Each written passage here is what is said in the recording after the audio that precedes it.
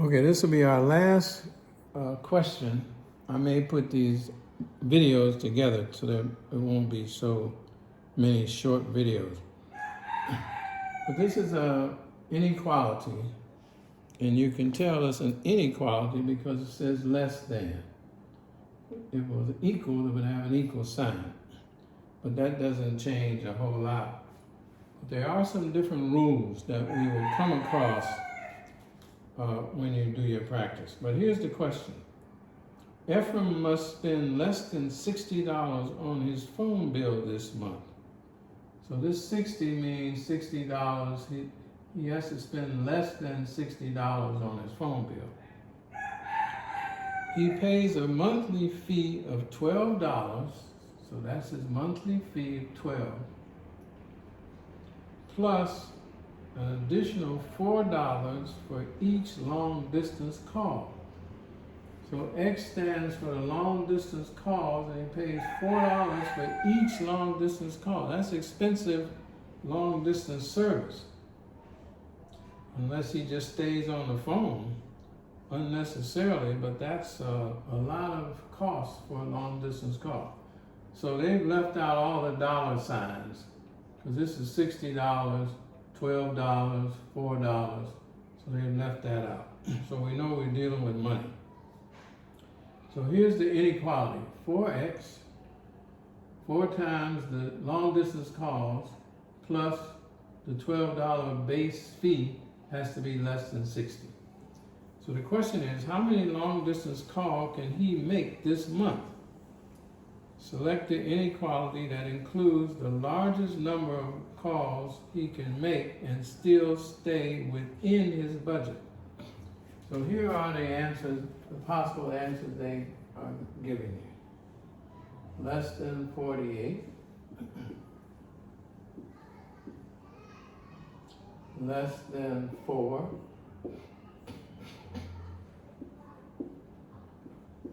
Less than 36. And less than 12.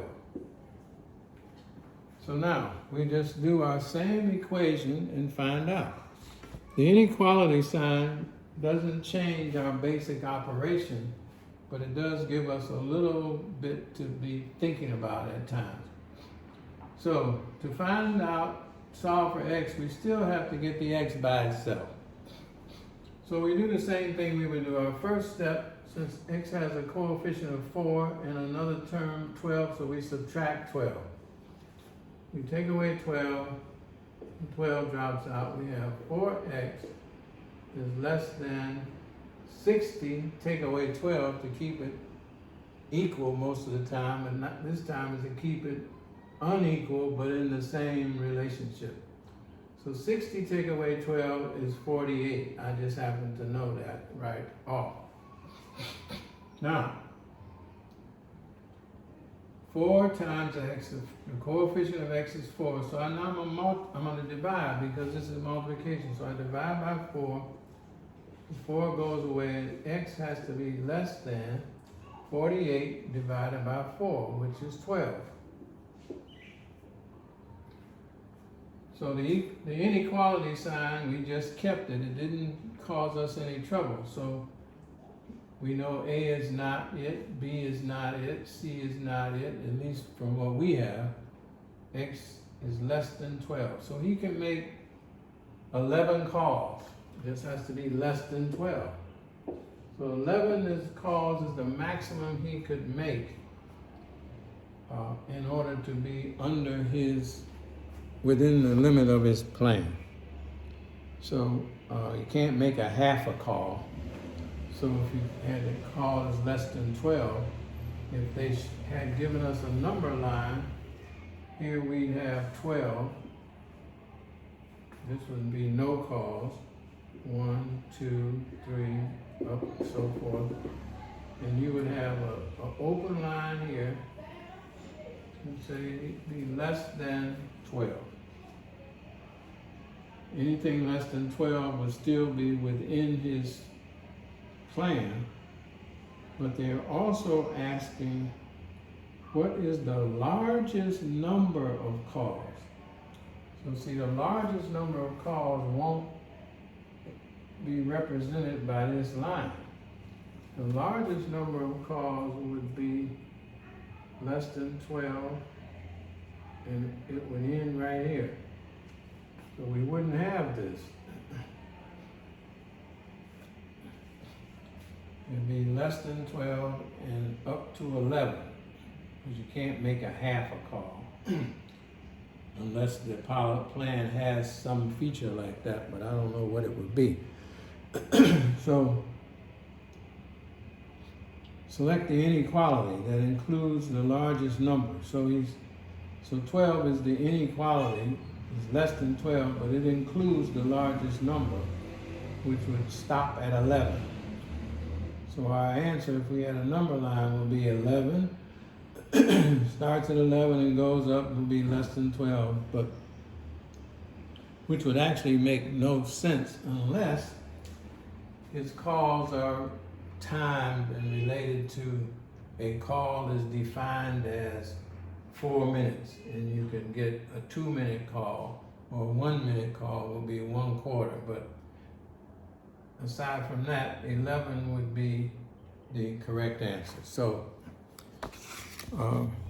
you'll take that, we'll start some practice. The practice is going to create new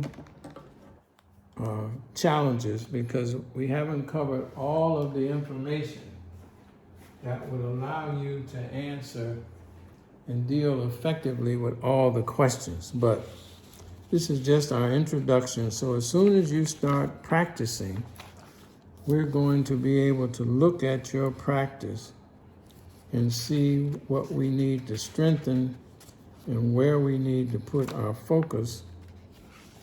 But I remember stating for 7th grade at the very beginning, one of the things that's challenging about 7th grade is they have a lot of the information is in story-like problems. They're like practical problems that have to be solved, which means you have to interpret the question, apply it to the formulas, the vocabulary, the mechanics that you know in order to solve it. So it's what makes it challenging.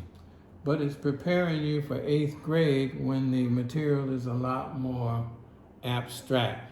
It's more algebra. So it provides for a good foundation.